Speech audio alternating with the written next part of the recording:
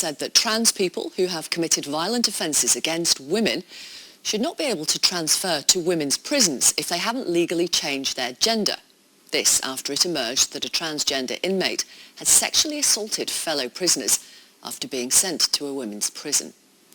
Karen White was on remand for sexual offences she'd committed as a man against women when she told authorities that she now identified as transgender and wanted to go to a women's jail.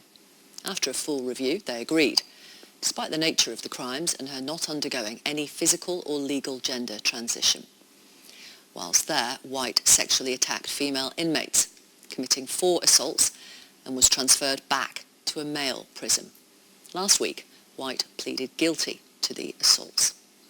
Let's talk now to Melissa Briscoe, who knew Karen White when she was living as a man called Stephen Wood, and she alleges that he committed a rape during that time. Also with us, Dr. Nicola Williams from Fair Play for Women.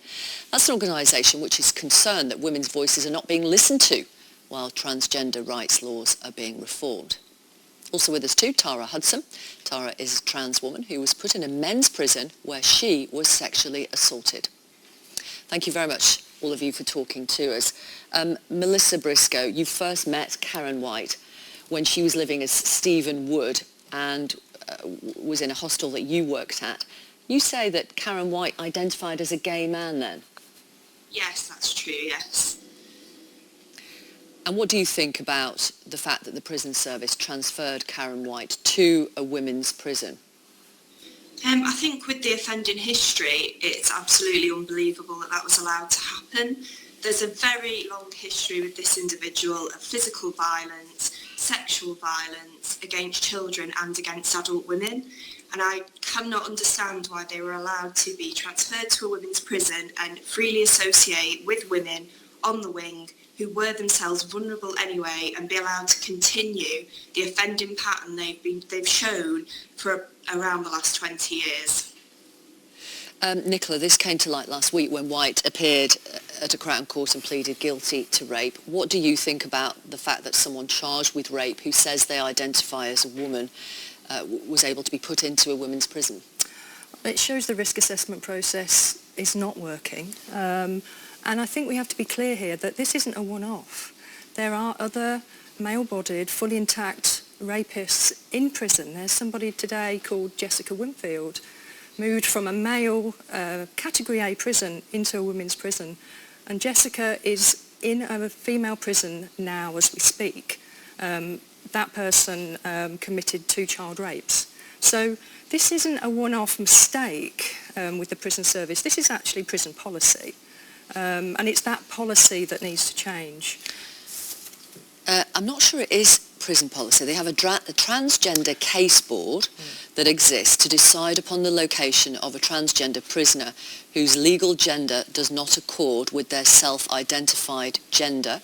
This should consider all previous offending history, but that did not take place in the Karen White case, for which they have apologised. So that's the policies, that the prison have discretion through this transgender case board to move a male-bodied person into a female prison. And that was policy that changed in 2016. Before I understand. Before that, transgender criminals needed a gender recognition certificate. Exactly. So now that has changed since 2016.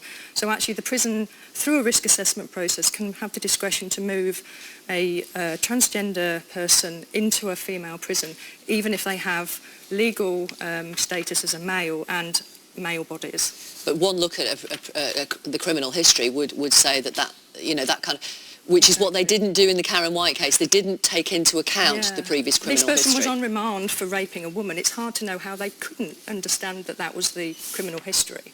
Tara, thank you for talking to us.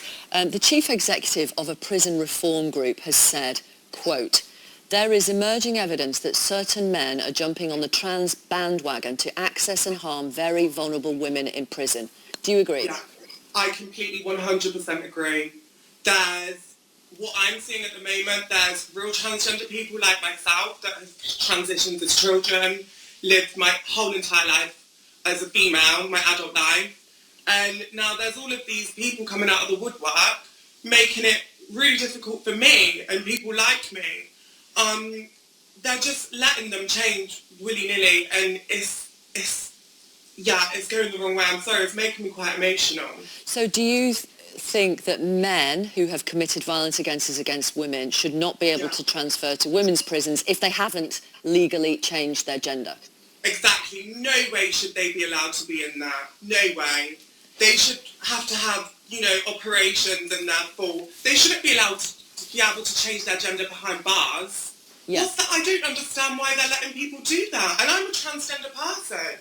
But in prison, that's not the sort of place you want to be transitioning. It's completely inappropriate, and it's dangerous what they're doing. Nicola, the government is consulting right now on allowing people to self-identify or self-declare, i.e. change their gender when they say it's changed, which means people will be able to declare themselves a man or a woman without having to get the consent of two doctors, which is what you have to do now. How would it affect inmates? It will mean that any male prisoner will be able to sign a form, become legally female despite having a male body, and then would be eligible as I would be, to be moved into a women's prison. Now, that is wrong, and we must oppose that. But if self-ID does go through, and the government is consulting, so we don't know, could there be more cases like this? Of course. There are 13,000 sex offenders in prison. How many of those would like to move into a women's prison?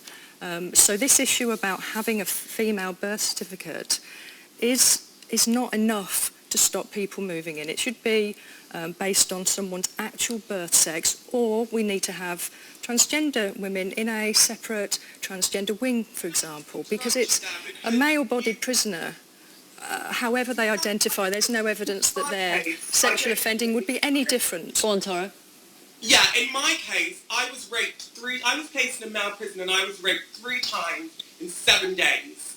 Okay, I don't want to go through that again, so there needs to be some sort of ground that we can be on. You can't just say the birth gender, because for me, that ruins my life. It ruined everything. I've had to move countries because of what happened.